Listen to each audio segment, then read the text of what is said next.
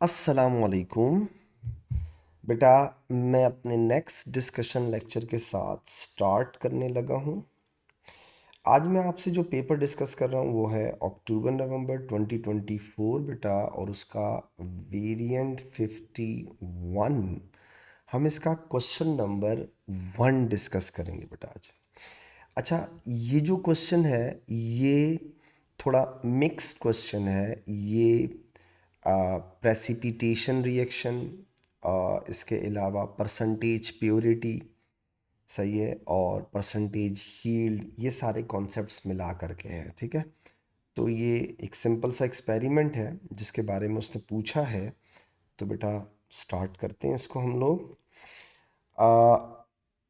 वही बात हमेशा P5 से पहले आपको बोलता हूँ बेटा, क्वेश्चन को पहले जैसे 1 आवर 15 मिनट्स का है तो आप पहले 15 मिनट्स इसको अच्छे तरीके से पढ़ें, और आपको जो जो गिवन इन्फॉर्मेशन है और जो काम की इन्फॉर्मेशन है उन्हें अंडरलाइन भी करें बेटा। और जो आपके प्रैक्टिकल्स आपने किए हैं वो सब आपकी नॉलेज, जो प्रैक्टिकल की नॉलेज है बेटा, उनको रिकॉल करें। जो आपने प्रैक्टिकल एएस में किए हैं वो सब यहाँ यूज़ होंगे। मैं कोशिश करता हूँ थोड़ी थोड़ी चीज़ें आपको वापस से याद दिलाऊँ, रिकॉल कराऊँ, बट आपको भी वो सब चीज़ें आनी चाहिए ना। ठीक है, तो हम स्टार्ट करते हैं क्वेश्चन नंबर 1 से। देखो ये क्या बोलता है। A student uses the following method to determine the percentage by mass of a pain killer aspirin.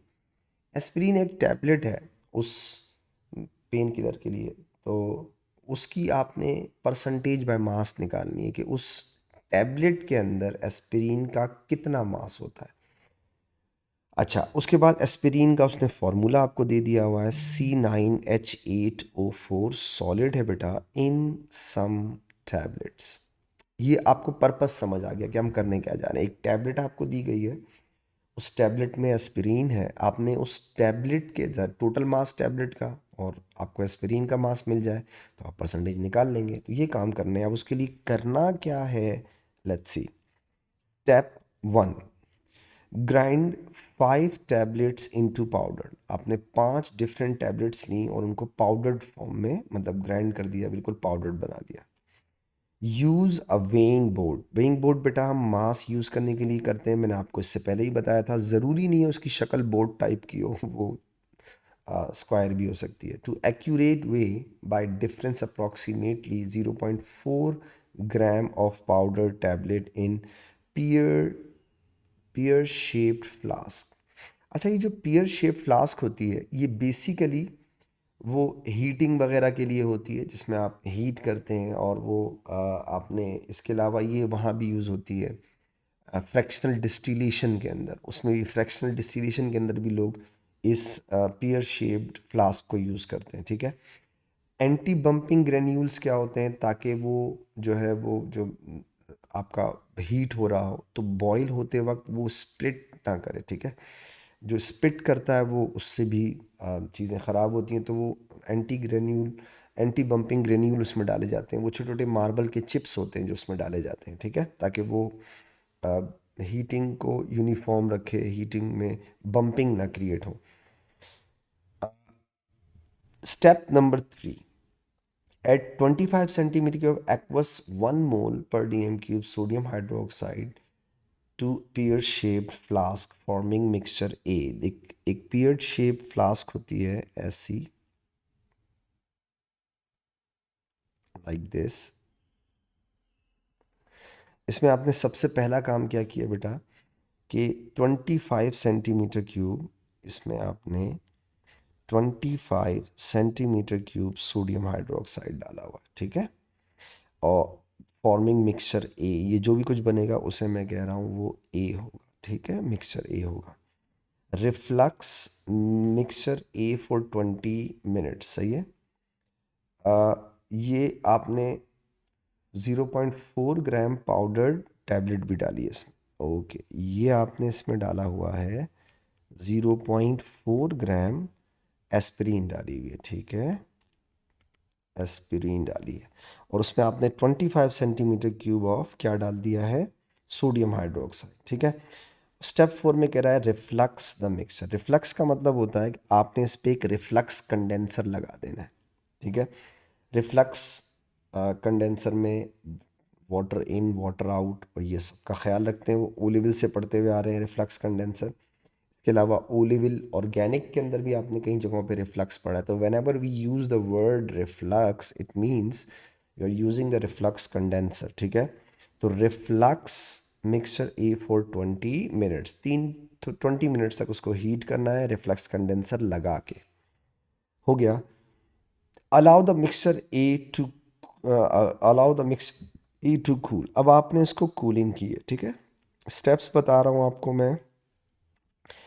And then filter into a small beaker, label the filtrate solution A. अब देखो आपने इसे फिल्टर किया सपोज, ठीक है, ये हो गया फिल्टर। और ये जो नीचे आएगा ये आपका फिल्ट्रेट होगा बी, और ये जो ऊपर कुछ बच जाएगा बेटा जो फिल्टर पेपर पे होगा उसे आप रेजिड्यू कहते हैं बेटा। ये आपका रेजिड्यू हो गया, ये आपका फिल्ट्रेट हो गया बी, ठीक है, जो नीचे बीकर में आ गया। Add 30 centimetre cube of alkaline aqueous iodine to solution b. अब आपने क्या किया इस फिल्ट्रेट में, ठीक है, आपने एक्वस सोडियम हाइड्रो ऑक्साइड वाली आयोडीन ऐड की है बेटा।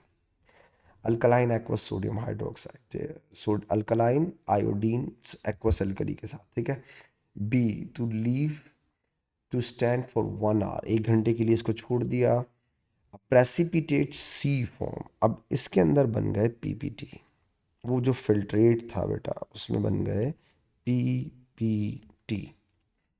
अब आगे क्या बोलता है विल फॉर्म, और ये पीपीटी इसके हैं, ठीक है। वो जो एस्पिरिन आपकी थी उसमें से जो भी कुछ बचा उसमें आयोडीन के साथ ये वो बनाया, प्रेसिपिटेट बनाया। Filter the resulting mixture under reduced pressure, wash the residue. ये जो अंडर द रिड्यूस्ड प्रेशर होता है ना बेटा, ये एक ऐसा एपरेटस होता है, ज़रा देखिएगा। मतलब आपने क्या किया, एक ऐसी फ्लास्क लगी होती है यहाँ देखिएगा, ठीक है। और इस फ्लास्क में ना इधर छोटी सी एक जगह होती है यूं, इधर एक सक्शन पंप लगाया जाता है, सक्शन पंप लगाया जाता है। अब जब आप यहाँ पर इसे वो करते हैं, फिल्टर कर रहे होते हैं बेटा, तो ये सक्शन पंप करता क्या है, ये जाहिर बात है जितना भी लिक्विड होता है उसे सक कर लेता है। तो ये जो रिड्यूस्ड प्रेशर की बात कर रहा है ये ऐसा होता है, एक फ्लास्क होती है उसमें एक छोटी सी जगह होती है पाइप जाने की, वहाँ पे सक्शन पंप लगाया होता है, तो वो सक करता है बाहर की तरफ सारी एयर, प्रेशर रिमूव करता है। तो ये अंडर लोअर प्रेशर आप उसको ना रेजिड्यू, उसका जो फिल्टर जो प्रेसिपिटेट है या फिल जो रेजिड्यू है वो निकाल सकते हैं, ठीक है। और उसको आप बार बार वॉश भी करते जाएं, जैसे जैसे आप पानी डालते जाएंगे वो सक करता जाएगा, निकलता जाएगा, तो जल्दी ड्राई हो जाता है, ठीक है। With a small volume of cold distil water, ठीक है। तो अब आपने इसको क्या किया, ये जो पीपीटी बने उसे आपने एक फ्लास्क जिसमें सक्शन पंप लगा हुआ है उससे आपने फिल्टर कर दिया, तो ऊपर आपका रेजिड्यू बचेगा और नीचे वही आपका जो नेक्स्ट फिल्ट्रेट आया वो जो भी सॉल्यूशन है वो नीचे आएगा। आपने उसको कोल्ड वाटर से वॉश भी कर दिया, ठीक है। अलाउ सॉलिड सी, ये जो पीपीटी है इसको सी बोल रहा है और उसे बोल रहा है अलाउ टू ड्राई। अब आपने वो क्या किया, पंप बंद किया और जो फिल्टर पेपर है उसको आपने उठाया और सनलाइट में ड्राई कर दिया, ओवन में ड्राई कर दिया, वगैरह वगैरह। Alkaline aqueous iodine is irritating to skin and eyes, इसका मतलब है सेफ्टी प्रिकॉशंस आपसे पूछेगा, ठीक है। ओके अब आपने ये आपको पूरा मैंने एक्सपेरिमेंट समझा दिया, ठीक है। 0.4 ग्राम एस्पिरिन डाला, सोडियम हाइड्रोक्साइड डाला, 20 मिनट तक हीट किया, ठंडा करने के बाद उसको फ़िल्टर किया, रेजिड्यू अलग कर लिया, फिल्ट्रेट अलग कर लिया, फिल्ट्रेट में एक्वस अल्कलाइन आयोडीन डाल दी, पीपीटी बन गए। पीपीटी बनने के बाद आपने उसको रिड्यूस्ड प्रेशर में सेपरेट कर दिया, पीपीटी को, पीपीटी का नाम उसने रखा है सी, ठीक है। अब वो आपसे कह रहा है alkaline aqueous iodine is irritating to skin and eyes, ठीक है। आइडेंटिफाई एन अप्रोप्रिएट प्रिकॉशन, ठीक है। स्किन के साथ, आइज़ के साथ ना, eye protection other than eye protection. Eye protection भी हम यूज़, क्योंकि आई के लिए भी सेंसिटिव है, तो आपको गूगल्स वगैरह पहनने चाहिए वगैरह वगैरह। लैब कोट के अलावा, दोनों लैब कोट और आई प्रोटेक्शन के अलावा बताओ, student should take when using alkaline एकोसाइलिन। तो बेटा केमिकली इनर्ट ग्लव्स यूज़ कर सकते हैं आप, ठीक है, या केमिकली रेजिस्टेंट ग्लव्स यूज़ करते हैं। वियर केमिकली रेजिस्टेंट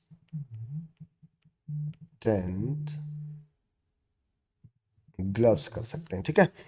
उसके बाद पार्ट बी पे आ जाते हैं बेटा, सिंपल सा है, describe how the student should carry out step two. Step two का मतलब वो जो आपने सॉलिड लिया है, include result table appropriate headings, ये कई दफ़ा रिपीट हो चुका है। स्टेप टू देखिए बेटा, ये वेइंग वाला है, वेइंग वाला, ठीक है, आपने इसमें चीज़ों को वे किया है और वही आपने वेइंग बोर्ड ली है। तो आप कैसे वे करते हैं, आप करते क्या है, पहले अपना मास और जो वेइंग बोट होती है, सही है, उसमें मास डाला, उन दोनों को वे कर लिया। उसके बाद आपने अपना मास ट्रांसफ़र किया और वापस से बोट को रीवे कर लिया, तो रीवे में बोट प्लस रेजिड्यू दोबारा आ जाएगा। तो बेटा आपके पास, आप सब्ट्रैक्ट करेंगे तो आपके पास एग्जैक्ट वो मास आ जाएगा जो आपने ट्रांसफ़र किया है। तो ये जो 0.4 ग्राम एस्पिरिन आपने ट्रांसफ़र किया था ये पियर शेप्ड फ्लास्क के अंदर बेटा, तो उसका तरीका आपसे पूछ रहा है कि ये आपने किया कैसे था। तो आप टेबल भी बनाएंगे इसके लिए, सही है, उसने लिखा है results table, results table with appropriate heading for the student to fill in, यानी सब कुछ रेडी होना चाहिए। मैंने आपको इससे पहले भी एक चीज़ बताई थी, ए बी सी डी करके बना लिया करें तो ज़रा जल्दी हो जाता है। तो अब आप पहले इसको थोड़ा एक्सप्लेन कर देते हैं। measure measure weighing boat plus mass of aspirin tablet, then remeasure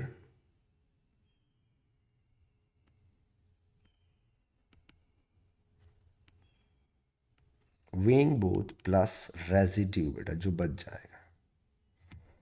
अब आपने इसका टेबल बना देना है, ये हम पहले भी कर चुके हैं, आप ए एस से करते हुए आ रहे हैं बेटा। मैंने आपको बताया था इसका एक आसान तरीका होता है, आप इसको ए बी सी डी कर दें, ज़रा जल्दी चीज़ें हो जाती हैं, ठीक है। ये मैंने बना दिया ऐसे, यहाँ हम लोग ग्राम में ले लेंगे। पहले में आप लिख लें बेटा mass of aspirin tablet plus boat, इसको मैं कह देता हूँ ए, ठीक है। उसके बाद आते हैं mass of S mass of boat plus residue बेटा, mass of boat plus residue, ठीक है। इसे मैं कह देता हूँ बी। आखिरी बात बेटा, लास्ट थिंग,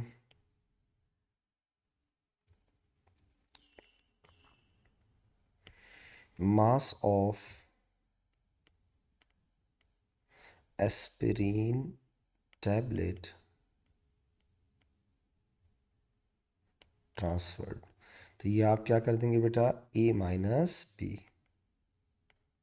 ग्राम में आ जाएगा, ठीक है। तो ए बी सी डी करके ज़रा जल्दी हो जाएगा। अब उसने खुद भी कहा है बच्चों के लिए रेडी करें, तो हम और आसान कर देते हैं। Complete figure 1.1 to show step 4 carried out in the laboratory, label your diagram fully. तो यार यहाँ हम ना एक कंडेंसर लगाते हैं, ये देखिए बेटा, अब ये थोड़ा सा देखते हैं, लेट्स सी क्या होता है। कोशिश तो मैं करता हूँ कि मैं इसे सही बना लूँ। ठीक है, ये इधर एक लिड लगाया जाता है ऐसे। सही है, ये इसमें कॉर्क टाइप का लगता है जिसे कैप कहते हैं। ये देखिए बेटा, कोशिश करता हूँ।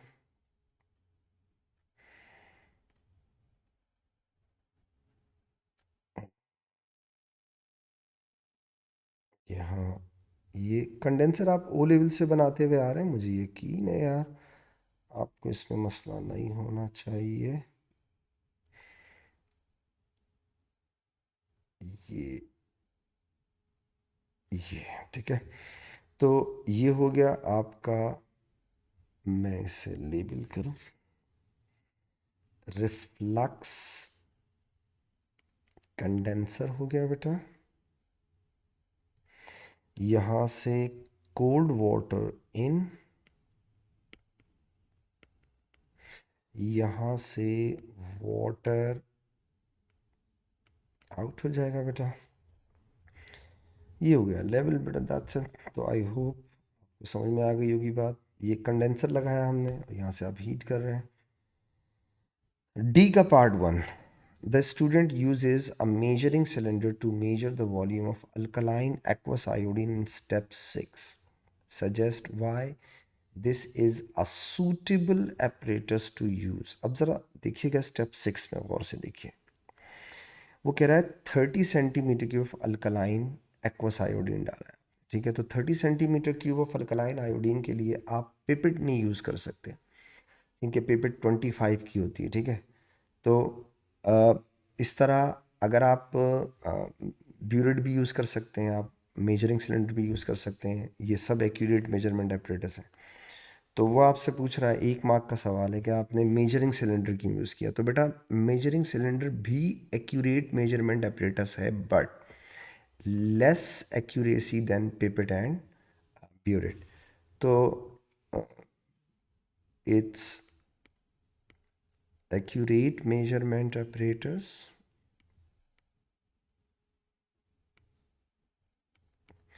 measurement apparatus। ठीक है,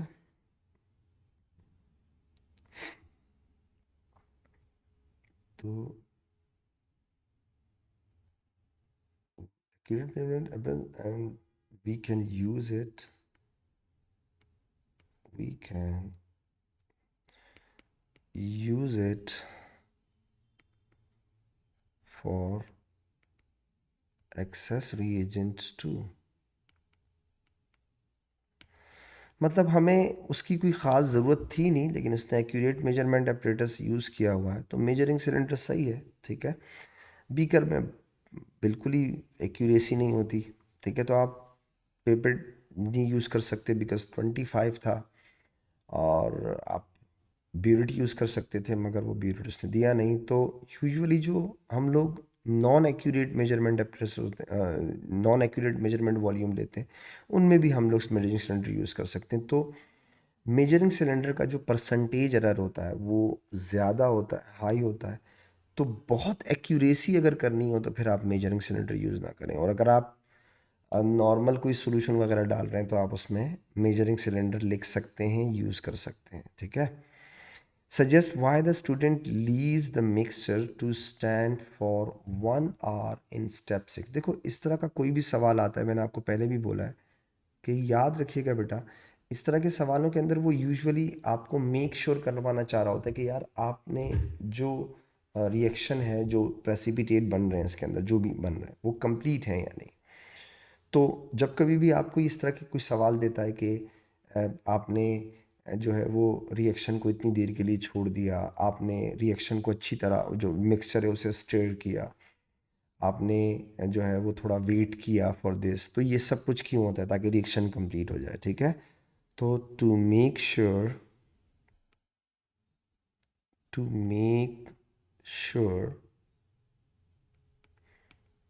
reaction is completed and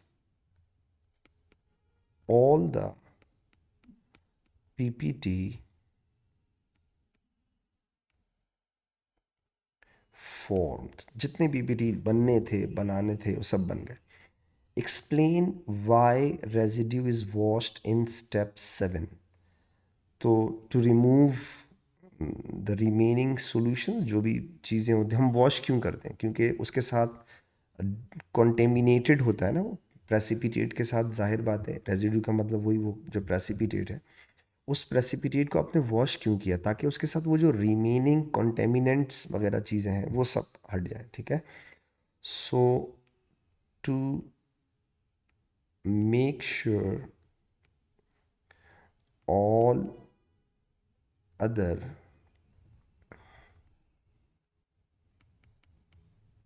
substances have been removed, जैसे for example like sodium hydroxide etcetera, और जो दूसरी चीज़ें हैं जो एक्सेस वगैरह में यूज़ की गई हैं वो सब रिमूव करने के लिए. ठीक है, वॉश कर देते हैं. Explain why hot distil water is not you. आप इसमें देखो, इसने एक स्टेटमेंट लिखा था पहले, मुझे मेंशन करना चाहिए था इसमें, शायद नहीं किया. ये लिखा है इसने, ये रहा, नहीं किया है मैंने. Cold distilled water. देखो बेटा, दुनिया का कोई भी सब्सटेंस 100% इनसॉल्युबल नहीं होता, इवन प्रेसिपिटेट्स भी. ये बात आप सॉल्युबिलिटी प्रोडक्ट वाले टॉपिक में पढ़ चुके हैं. तो कुछ थोड़ी बहुत क्वांटिटी डिज़ोल्व होती है, ठीक है, लेकिन अगर आप हीट कर देंगे बेटा तो क्वांटिटी ज़्यादा डिज़ोल्व हो जाती है. इसीलिए जब आप प्रेसिपिटेट वॉश किया करें तो हमेशा कोल्ड वाटर से वॉश किया करें. ठीक है, तो to make sure that PPT will not dissolve. ठीक है, तो ये श्योरिटी चाहिए होती है कोल्ड वाटर के साथ. तो टू मेक श्योर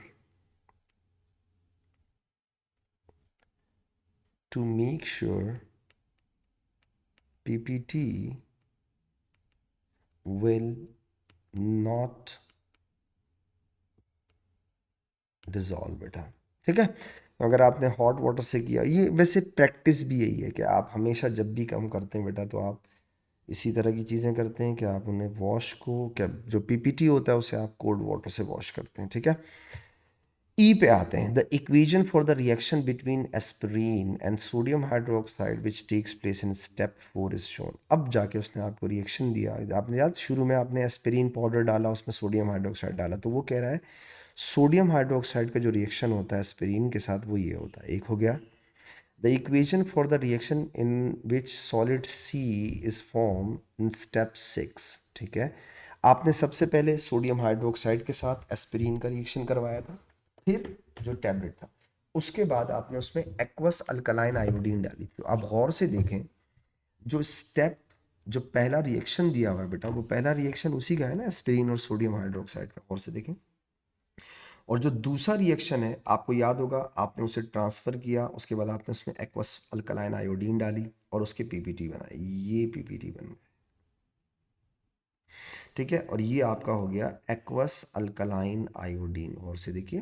ठीक है, तो जो पहले पहले स्टेप में प्रोडक्ट बना, उस प्रोडक्ट को में आपने एक्वस अल्कलाइन आयोडीन डाला और उससे क्या बना लिया, पीपीटी. तो ये सब कुछ वही हुआ जो वहाँ उसने किया है. तो रिएक्शंस में आपको दे दिया.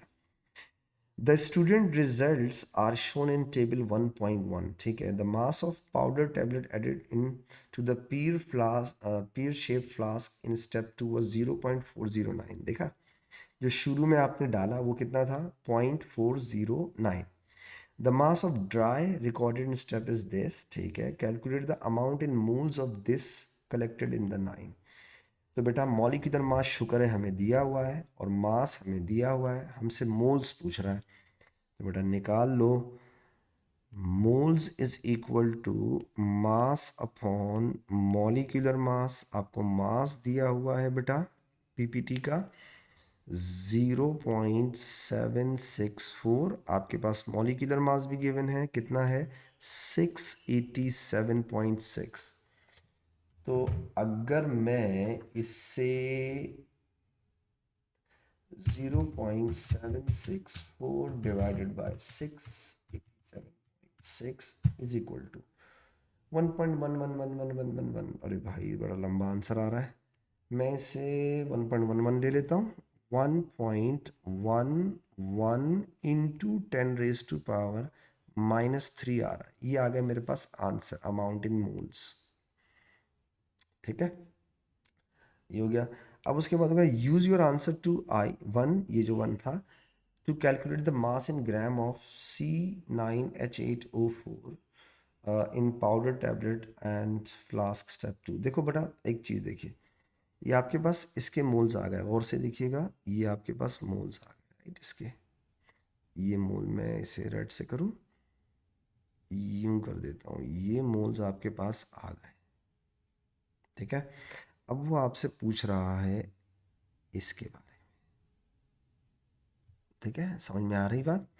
ओके, अब ज़रा देखिएगा इन दोनों रिएक्शंस को अगर आप गौर से देखें बेटा, तो इनमें अक्रॉस अगर आप चेक करें तो सेम सब्सटेंसेस यहाँ पे हैं, ये है 2 मोल्स, ये देखिएगा, और यहाँ पे है 1 मोल। तो यानी अगर मैं इन दोनों इक्वेशंस को मर्ज करके एक इक्वेशन बनाऊंगा, तो मैं ऊपर वाली इक्वेशन को मल्टीप्लाई बाय 2 करूँगा ना, ताकि मैं कैंसिल कर सकूँ सेम सब्सटेंसेस को अक्रॉस द इक्वेशन। तो सेम सब्सटेंस, जब भी आप दो इक्वेशंस मर्ज करते हैं तो आप ऊपर आप करते क्या है बेटा, आप सेम सब्सटेंसेस को अक्रॉस द इक्वेशन कैंसिल करते हैं, और सेम सब्सटेंसेस के मोल सेम होना ज़रूरी है। तो नीचे मोल्स हैं 2 मोल्स ऑफ दिस, ये 2 मोल्स हैं इसके बेटा, ये मैं, और इसका 1 मोल है बेटा। तो मैंने ऊपर वाली इक्वेशन को मल्टीप्लाई किससे कर दिया, 2 से। इससे होगा क्या, मर्ज करके बनाने की ज़रूरत नहीं है, बोलता तो बनाते, हमें रेशो चाहिए। अगर मल्टीप्लाई बाय 2 करूँगा तो ये 2 हो जाएगा ना, इसका मतलब ये हुआ रेशो हो गया 1:2 का बेटा, ये बोल रहा हूँ।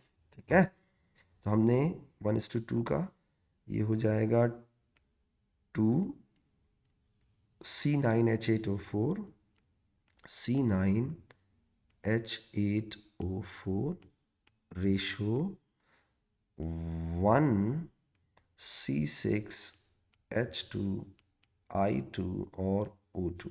तो हमारे पास रेशो आ गया 2:1 का बेटा, 2:1 का। अब आप चेक करें बेटा कि हमारे पास मोल्स हैं, तो 1.11 इंटू 10⁻³ ये हो जाएगा x। तो बेटा अबे ये तो वैसे भी 2.22 सही है, तो इसका आंसर क्या आ जाएगा बेटा, 2.22 इंटू 10⁻³ ये आ गए मोल्स। ठीक है बेटा, मोल्स आ गए।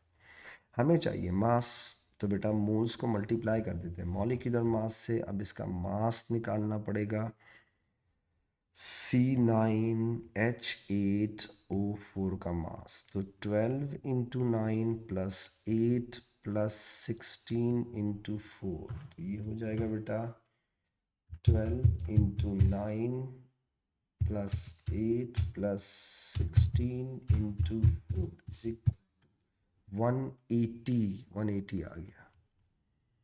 हो गया, मास आ गया हमारे पास, मोल मॉलिक्यूलर मास आ गया, मोल्स आ गए। He is asking for the mass, तो बेटा number of moles is equal to mass upon molecular mass.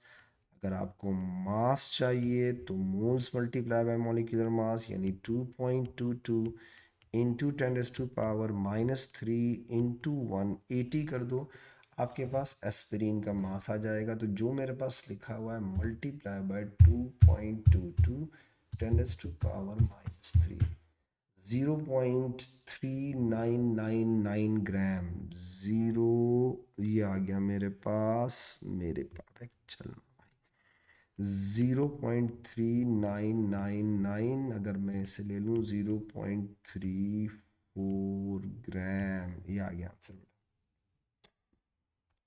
Use your answer to calculate the percentage by mass of aspirin. देखो अब सुनो, जो टैबलेट का मास था वो ये रहा, ठीक है, और जो आपके पास एस्पिरिन का मास है वो ये है 0.34।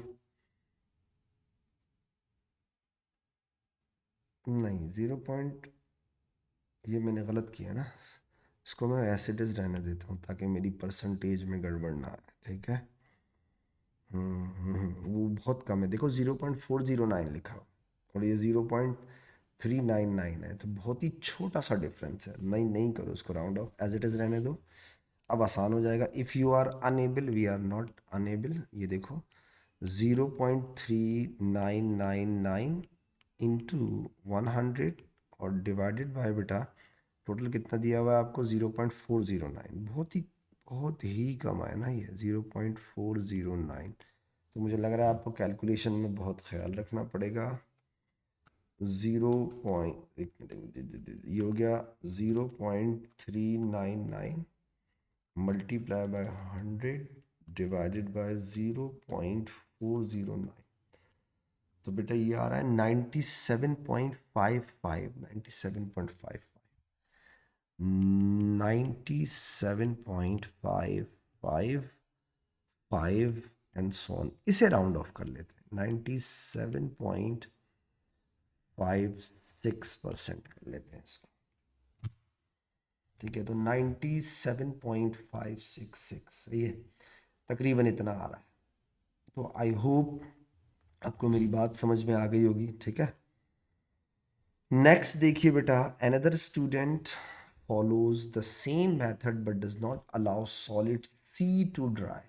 अच्छा, यानी उसने वो जो हमने प्रेसिपिटेट को ड्राई किया था, सक करने के बाद उसको हमने ड्राई किया, तो ये कह रहा है ड्राई नहीं कर। तो ड्राई नहीं करोगे तो उसमें बहुत सारे और भी चीज़ें होंगी। एक्वस अल्कलाइन आयोडीन हो सकता है उसमें, और लटर पटर बहुत सारी चीज़ें डाली थी आपने। तो कंप्लीटली किया state expenditure effect that has on the calculated percentage by मास। जाहिर बात है बेटा आपकी परसेंटेज हायर हो जाएगी, ठीक है। तो due to the presence of lot of impurities, जैसे हम जाहिर बात है एस्पिरिन के साथ और बहुत सारी इम्प्योरिटीज़ होंगी, तो वो क्या हो जाएगा